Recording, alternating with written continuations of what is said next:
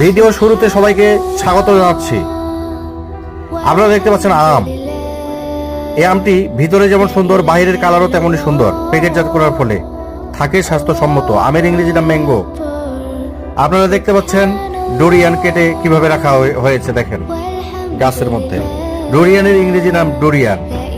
এবার দেখবো আমরা বরই।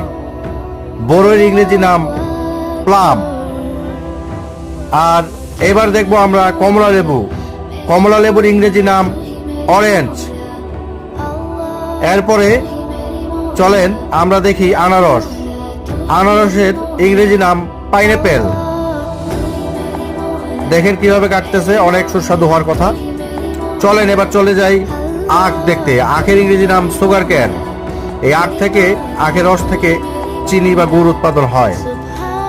ভিডিওটি দেখার জন্য সবাইকে অসংখ্য ধন্যবাদ। সবাই ভালো থাকবেন, সুস্থ থাকবেন।